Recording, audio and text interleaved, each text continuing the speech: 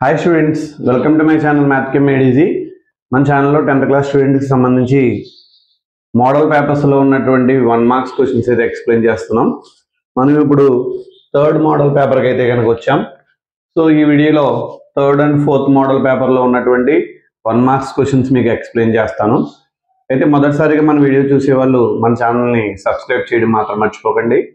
అలాగే లైక్ చేయండి, షేర్ చేయండి. మరిన్ని వీడియోస్ కోసం మీ ఎంకరేజ్మెంట్ కంటిన్యూ చేస్తారని అనుకుంటున్నాను. సో ఇప్పుడు ఫస్ట్ ప్రాబ్లం చూద్దాం. Construct a quadratic equation whose discriminant is 0. Discriminant 0గా ఉన్నటువంటి క్వాడ్రాటిక్ ఈక్వేషన్ ని ఫైండ్ అవుట్ చేయమని అడిగారు. సో డిస్క్రిమినెంట్ 0 అవ్వాలి అంటే కండిషన్ డిస్క్రిమినెంట్ 0 అయిందంటే ఖచ్చితంగా రూట్స్ ఆర్ రియల్ అవుతాయి, real and equal. Roots are real and equal. ఇక్కడ మనం ఈ విషయం ఆలోచించాలి. డిస్క్రిమినెంట్ అంటే b² - 4ac 0 అవుతుంది, అదంతా మనకు అనవసరం. సో సింపుల్గా roots are real and equal అవుతాయి కాబట్టి సింపుల్గా రూట్స్ని ఏమనుకుంటానంటే ఏదో 1,1 అనుకుంటాను.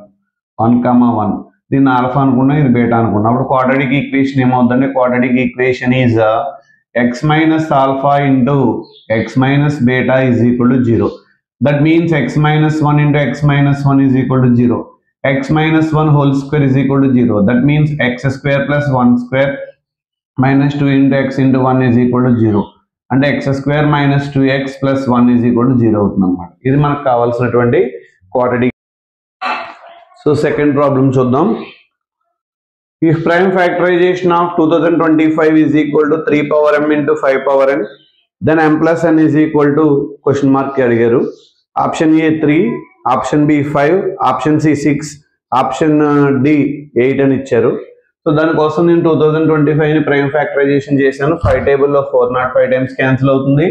మళ్ళీ 405 5 టేబుల్ 81 టైమ్స్, 3 టేబుల్లో 81 27 టైమ్స్, 3 టేబుల్లో 27 9 టైమ్స్, 3 టేబుల్లో 9 3 టైమ్స్ క్యాన్సిల్ అవుతుంది. 2 5లు ఉన్నాయి కాబట్టి 5² అని రాసాం. 4 4లు ఉన్నాయి కాబట్టి 3 power 4 అని రాసాం. సో m ప్లేస్లో 4 ఉంది కాబట్టి m is equal to 4, n ప్లేస్లో 2 ఉంది కాబట్టి n is equal to 2, m plus n is equal to 6 అయింది. 6 అనేది థర్డ్ ఆప్షన్లో ఉంది, సిలో ఉంది కాబట్టి so option C is the correct answer అని రాసుకుంటాం. నెక్స్ట్ థర్డ్ క్వశ్చన్ చూసినట్లయితే కనుక మ్యాచ్ ద ఫాలోయింగ్ అని అడిగారు. a1x plus b1y plus c1 is equal to 0, a2x plus b2y plus c2 is equal to 0 అనేవి 2 లైన్స్ రిప్రజెంట్ చేస్తే కనుక so matching అడిగారు. a1 by a2 not equal to b1 by b2, a1 by a2 is equal to b1 by b2, c1 by c2 that is equal to c1 by c2. Third one is a1 by a2 is equal to b1 by b2 but not equal to c1 by c2 అని అడిగారు. Right side అయితే కనుక parallel lines, intersecting lines, coincident lines అని అడిగారు. So దానికి సంబంధించి మనం pair of linear equation లో చాప్టర్ మొత్తం కూడా దీని మీద రన్ అవుతుంది కాబట్టి సో ఒకసారి అర్థం చేసుకోండి. ఈ కండిషన్ మనకి ఇంటర్సెక్టింగ్ లైన్ రిప్రజెంట్ చేస్తుంది. So first one is Q option correct.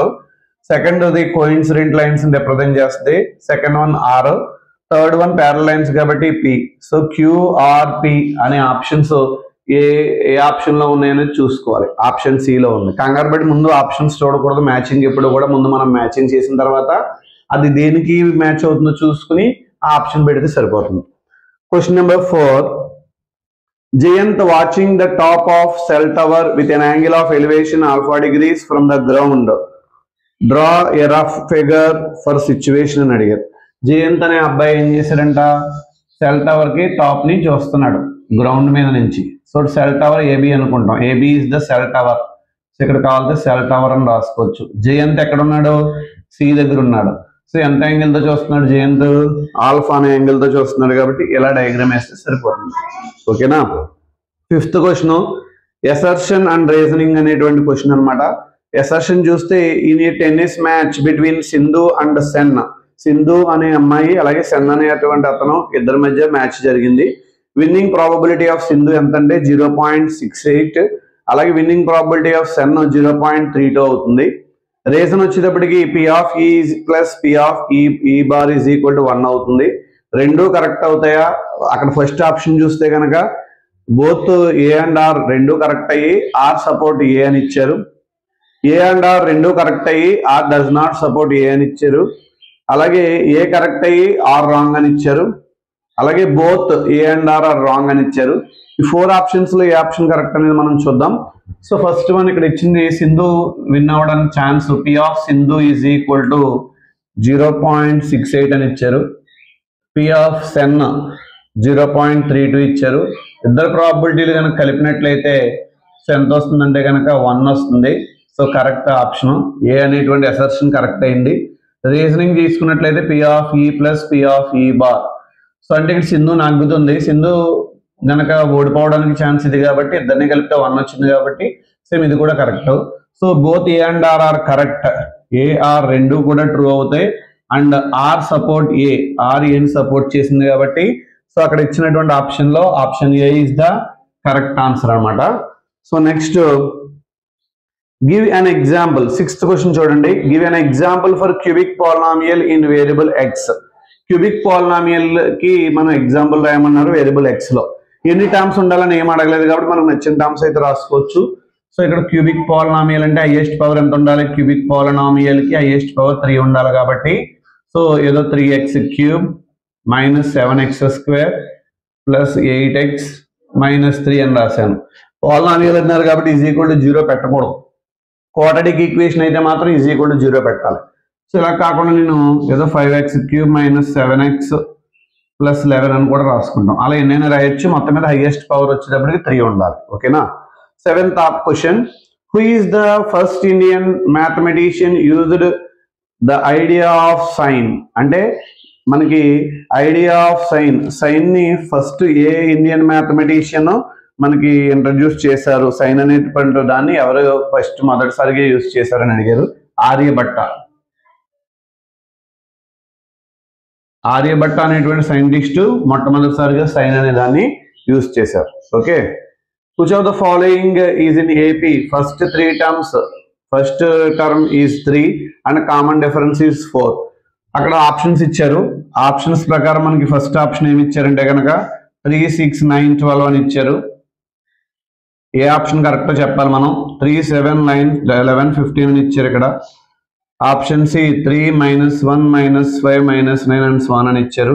Option D 4, 7, 10, 13. అక్కడ క్వశ్చన్లు ఏమి అడిగారంటే ఫస్ట్ టర్మ్ 3 ఉండాలంటున్నారు. అంటే ఇక్కడ ఫస్ట్ టర్మ్ 3 కాదు కాబట్టి ఆప్షన్ డి ఎట్టి పరిస్థితుల్లో కాదు. అలాగే కామన్ డిఫరెన్స్ 4 ఉండాలంటున్నారు. 6 లోంచి 3 తీసేస్తే 3 అవుతుంది. కామన్ డిఫరెన్స్ 3 అవుతుంది కాబట్టి ఇది కూడా కాదు. 7 నుంచి 3 తీస్తే ఎంత 4 అవుతుంది. 11 నుంచి 7 తీస్తే 4 అవుతుంది. 15 నుంచి 11 తీస్తే 4 అవుతుంది. అంటే ఆప్షన్ బి అనేది కరెక్ట్ అవుతుంది. ఫస్ట్ టర్మ్ 3 అయింది, కామన్ డిఫరెన్స్ ఏమో 4 అయింది అనమాట. సో నెక్స్ట్ ప్రాబ్లం చూద్దాం. నెక్స్ట్ ప్రాబ్లంలో మనం 9th ప్రాబ్లం చూద్దాం. So 9th problem. Some of zeros of the polynomial 3x square plus 5x minus 2 is అని అడిగి 4 ఆప్షన్స్ అయితే ఇచ్చారు ఇక్కడ. ఏ 3/5, బి 5/3, సి -3/5, డి -5/3 అని ఇచ్చారు. సో ఇచ్చినటువంటి పాలినామియల్ రాసుకున్నట్లయితే మనం 3x square plus 5x minus 2 అని ఇచ్చారు కాబట్టి ఇందులో A value 3, B value 5, C value -2. అక్కడ క్వశ్చన్ ఏమి అడిగారు? సమ్ ఆఫ్ ద జీరోస్ అని అడిగారు కాబట్టి alpha plus beta is equal to -b/a అంటే -5/3 అవుతుంది. -5/3 అనేది ఏ ఆప్షన్ అండి? ఇక్కడ ఆప్షన్ డి అవుతుంది. సో వాళ్ళు ఇచ్చినటువంటి క్వశ్చన్ లో option D is the correct answer అనమాట. 10th క్వశ్చన్ లో triangle ABC similar with triangle PQR. AB is equal to 3 centimeters, PQ is equal to 2 centimeters, QR is equal to 4 centimeters, then BC is equal to dash centimeter అని అడిగారు. చూద్దాం అది. అక్కడ options చూస్తే option A 6, option B 1.5, option C 8, option D 2 అని ఇచ్చారు. So ఇక్కడ triangle ABC తీసుకుందాం.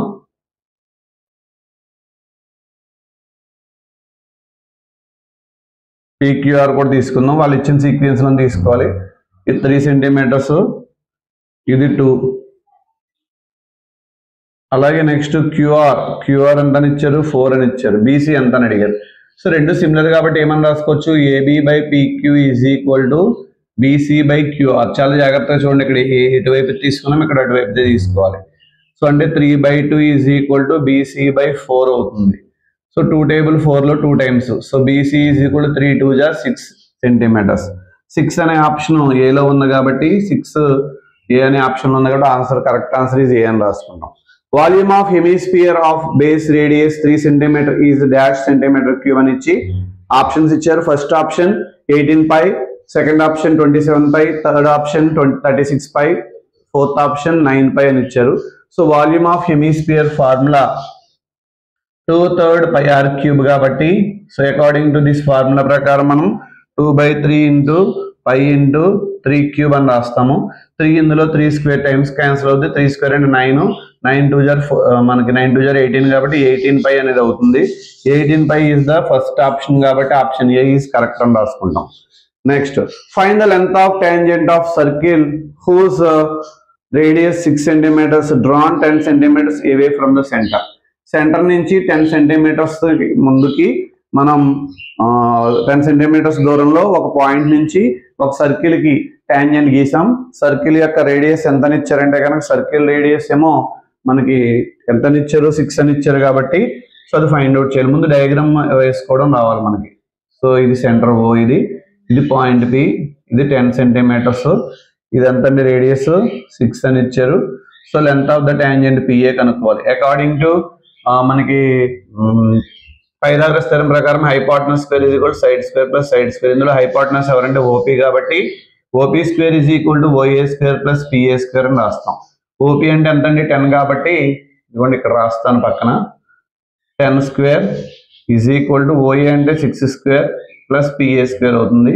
అంటే 100 is equal to 64 plus PA square అవుతుంది. PA square is equal to 36 అవుతుంది. PA is equal to root 36 అవుతుంది. అయితే ఇక్కడ 6 స్క్వేర్ అంటే 6 స్క్వేర్ అంటే 36, 64 వస్తుంది. So PA is equal route 64 అంటే పిఏ ఈజ్ ఈక్వల్ 8 సెంటీమీటర్స్ అవుతుంది. ఓకేనా? సో అర్థమైంది కదా.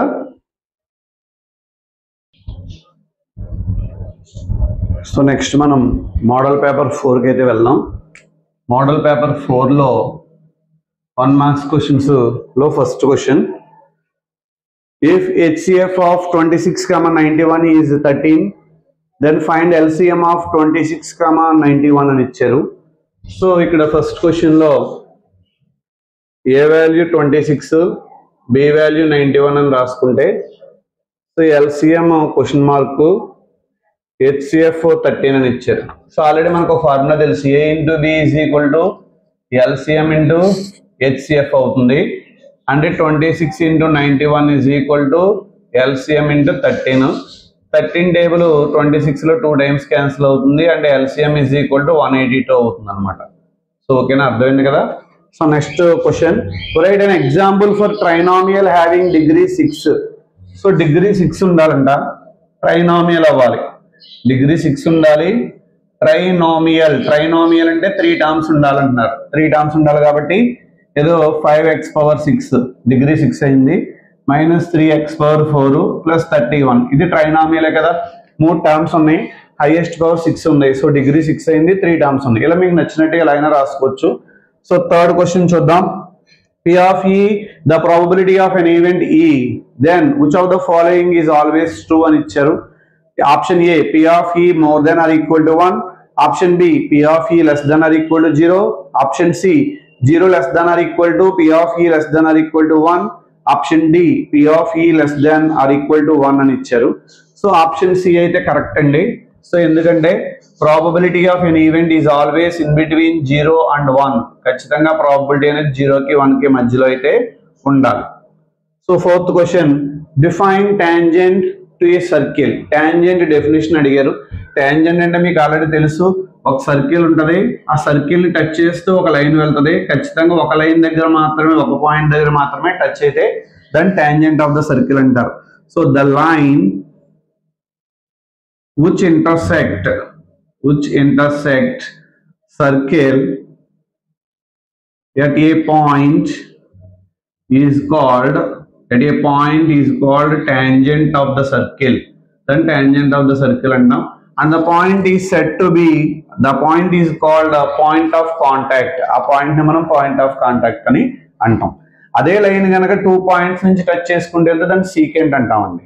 So next problem, option fifth question, an observer 1.5 meters tall is 28.5 meters away from the tower of height 30 meters. Find the angle of elevation of the top of the tower from her eyes అని అడిగారు. So ఒక అమ్మాయి నుంచుందంటండి, ఒక tower ఉంది, tower కి ముందులో ఇలా అమ్మాయి నుంచి ఉంది, టవర్ యొక్క టాప్ నుంచి వస్తుంది. అయితే టవర్ హైట్ ఎంత అని ఇచ్చారు, ఇక్కడ 30 మీటర్స్ హైట్ ఇచ్చారు. ఎంత దూరంలో ఉంది అమ్మాయి, 28.5 మీటర్స్ దూరంలో ఉంది. అబ్జర్వర్ హైట్ ఎంత, 1.5. అంటే ఇది ఇలా తీసేస్తే కనుక 1.5 తీసేస్తే ఇక్కడ కూడా ఎంత ఉంటుంది, 28.5 ఉంటుంది. ఇక్కడ 28.5 ఎందుకంటే ఇక్కడ కూడా 28.5 అవుతుంది. ఇది ABCDE అనుకుంటాం. అయితే వాడు క్వశ్చన్లు ఏం అడిగారంటే కనుక angle of elevation of tower ఎంత అని అడిగారు. ఈ యాంగిల్ థీటా కనుక్కోవాలి. tan theta అప్లై చేస్తాం. tan theta is equal to opposite side by adjacent side. tan theta is equal to AB by BD. tan theta is equal to 28.5 by 28.5 అంటే tan theta 1 అవుతుంది. tan ఎప్పుడు 1 అవుతుందండి, 45 degrees దగ్గర కాబట్టి theta is equal to 45 degrees అయింది. ఓకేనా. Next 6th question, identify the correct matching అని అడిగారు. సో ఇచ్చిన మ్యాచింగ్ లో ఇక్కడ ఆప్షన్స్ చూడకుండా ముందు మనం ఇది చేస్తేనే బెటర్. దేనికి ఏ ఆప్షన్ అవుతుంది అనేది చూద్దాం. అక్కడ sin 90 degrees into cos 90 degrees, cos theta into secant theta, అలాగే cosecant theta plus cot theta is equal to 1/2, then cosecant theta minus cot theta అడిగారు. ఆప్షన్స్ అయితే కనుక P 2 అని ఇచ్చారు, Q 0 అని ఇచ్చారు, R 1 అని ఇచ్చారు. సో చూద్దాం. First one sin 90 into cos 90. sin 90 అంటే 1, cos 90 అంటే 0, 1 ఇంటూ 0 0 అయిపోతుంది. cos theta into secant theta, secant theta 1/cos theta అని రాయొచ్చు, రెండు క్యాన్సిల్ అయితే ఆన్సర్ 1 వస్తుంది. Third one cosecant theta plus cot theta is equal to 1/2 అని ఇస్తే, so cosecant theta minus cot theta is equal to కూడా ఎంత అని అడిగారు. సో ఇది మనం చేయాల్సి ఉంటుంది. సో P2 Q0 R1 అసలు చేయక్కర్లేకుండా వస్తుంది. చూడండి ఒకసారి, ఇది ఆల్రెడీ 0 అనుకున్నాం, ఈ ఆప్షన్ అయింది. ఇది 1 అనుకున్నాం, అంటే ఇది ఖచ్చితంగా ఎంత అవుతుందంటే 2 అవుతుంది. అంటే ఫస్ట్ వన్ కేమో Q, సెకండ్ వన్ కేమో R, థర్డ్ వన్ కి P. అంటే కనుక QRP అనేది ఎక్కడ ఇచ్చారు చూడాలి. ఆప్షన్ D లో ఇచ్చారు, ఆప్షన్ D పెట్టారు. దీని గురించి మనం ఆలోచించక్కల. ఒకవేళ ఆలోచించాల్సి వస్తే cosecant square theta minus cot square theta is equal to 1 అనే దగ్గర నుంచి చేసుకుంటూ వెళ్ళాలి.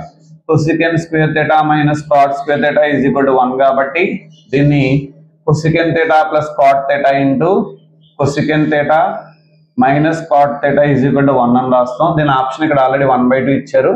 అప్పుడు cosecant theta minus cot theta is equal to 1.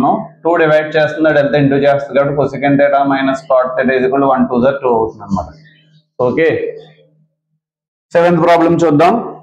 Draw a rough figure of a toy which is in the form of cone mounted on hemisphere of same radius అని అడిగారు. So ఒక cone ఉందంట, కోన్ వచ్చేటప్పటికి ఒక hemisphere మీద mount అయి ఉంటుందంట, same radius తో ఉంటుందంట. సో ఇది ఆటోమేటిక్ గా కోన్ డయాగ్రామ్. ఇది కోను హెమిస్ఫియర్ ఇద్దరికి సేమ్ రేడియస్ కాబట్టి R అని రాస్తున్నాం. ఇలా డయాగ్రామ్ వేస్తే 1 మార్క్ వస్తుంది. Question number 8, statement 1, any 2 circles are similar. ఏ 2 సర్కిల్స్ అయినా సిమిలర్ గా ఉంటాయంట. సో అలాగే statement 2, any 2 equilateral triangles are similar. 2 equilateral triangles కూడా సిమిలర్ గా ఉంటాయంట. సో ఆప్షన్స్ చూస్తే కనుక statement 1 is true, 2 is false అని ఇచ్చారు. సెకండ్ ఆప్షన్ 1 ఫాల్స్, 2 ట్రూ అని ఇచ్చారు. థర్డ్ ఆప్షన్ బోత్ ట్రూ అని ఇచ్చారు. ఫోర్త్ ఆప్షన్ బోత్ ఫాల్స్ అని ఇచ్చారు. బోత్ ట్రూ అనేటువంటి సి అనే ఆప్షన్ కరెక్ట్ అనమాట అండి. ఎందుకంటే ఎనీ 2 సర్కిల్స్ సిమిలర్ గా ఉంటాయి, అది ఇప్పుడు కూడా అది కన్ఫర్మ్. ఎనీ 2 ఈక్వలేటరల్ ట్రయాంగిల్స్ కూడా ఈక్వలేటరల్ ట్రయాంగిల్స్ అయితే మాత్రమే సిమిలర్ గా ఉంటాయి. సో అందుకని వాడు ఇచ్చినటువంటి దాంట్లో ఆప్షన్ సి అనేది కరెక్ట్ అవుతుంది. అలాగే ఎనీ 2 స్క్వేర్స్ కూడా సిమిలర్ అవుతాయండి. సిమిలర్ ఫిగర్స్ కి ఎగ్జాంపుల్స్ అడిగితే all circles, all squares, all equilateral triangles అని గుర్తుపెట్టుకోండి. నెక్స్ట్ 9th క్వశ్చన్ చూద్దాం.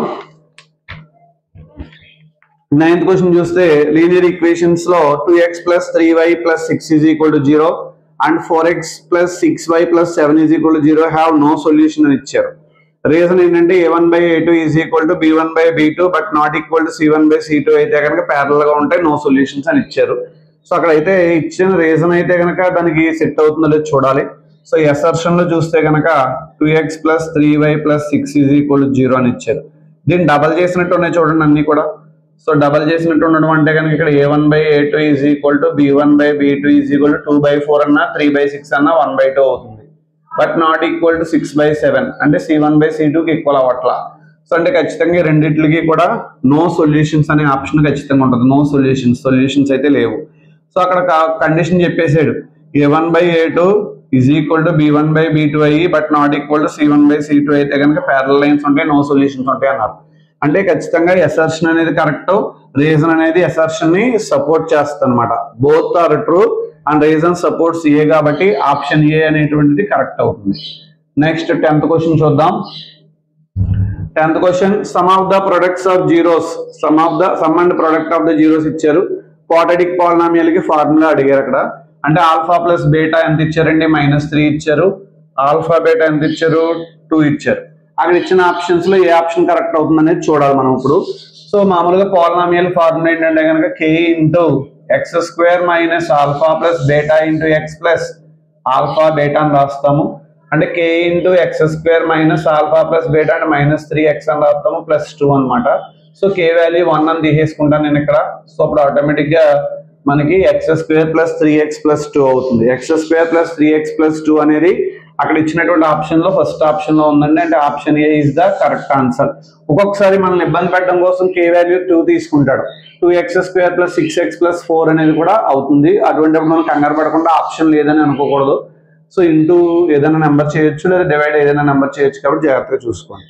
11th question, if one root of a quadratic polynomial is 7x minus 7x plus 12 is equal to 0 కు ఒక route 4 అని ఇచ్చారు. Create another quadratic equation having 4 as a root. వేరే quadratic equation ని find out చేయమన్నారు, దానికి కూడా రూట్ 4 గానే ఉండాలి. సో అక్కడ వాళ్ళు ఇచ్చినటువంటి డేటా నుంచి మనకైతే ఉపయోగం ఏం లేదు. x² minus 7x plus 12 వల్ల ఉపయోగం ఏం లేదు. సో ఒక రూట్ ఖచ్చితంగా 4 అయి ఉండాలి కాబట్టి నేను ఇంకొక రూట్ ని ఏదో 1 అని తీసుకున్నాను. సింపుల్ గా ఉన్న నెంబర్స్ అయితే తీసుకోండి, ఇబ్బంది ఉండదు. సో అప్పుడు పాలినామియల్ కి ఈక్వేషన్ ఏంటంటే k into x² minus alpha plus beta into x plus alpha beta అని రాస్తాం కాబట్టి సో k వాల్యూ 1 తీసేసుకుంటాను నేను. సో ఇక్కడ ఆల్ఫా ప్లస్ బీటా అంటే 4 + 1 5 అవుతుంది. ఇక్కడ 4 × 1 అవుతుంది. అంటే ఆటోమేటిక్గా x² మైనస్ 5x ప్లస్ 4 అనేటువంటిది పాలినామియల్ అవుతుంది. ఈజ్ ఈక్వల్ టు 0 మాత్రం పెట్టకూడదు. పెడితే ఏమవుతుంది, ఈజ్ ఈక్వల్ టు 0 పెడితే అది క్వాడ్రాటిక్ ఈక్వేషన్ అయిపోతుంది. సో అయితే వీడు క్వాడ్రాటిక్ ఈక్వేషన్ అని అడిగాడు, పాలినామియల్ అని అడగలేదు. సో ఈక్వల్ టు 0 పెట్టేయండి, పర్లేదు. సో చూసుకో ఒకసారి, పాలినామియల్ అయితే ఈక్వల్ టు 0 పెట్టకూడదు, క్వాడ్రాటిక్ ఈక్వేషన్ అయితే ఈక్వల్ టు 0 పెట్టాలి. Some of first n terms of n AP Sn is equal to అని ఆప్షన్స్ ఇచ్చారు. First option n/2 into a plus n minus 1 into d. Second option n/2 into 2a plus n minus 1 into d. Third option n into 2a plus n plus 1 into d. Fourth option n into a plus n minus 1 into d అని ఇచ్చారు. యాక్చువల్గా ఇక్కడ option B correct అవుతుంది. Option B ప్రకారం Sn is equal to n/2 into 2a plus n minus 1 into d అనేది correct అనమాట. So ఇలా మనం ప్రతి మోడల్ పేపర్లో కూడా 12 ప్రాబ్లమ్స్ మనం ఈజీగా చెప్పుకోవచ్చు. అలా మొత్తం 9 వీడియోస్ అయితే మనకు వస్తాయి.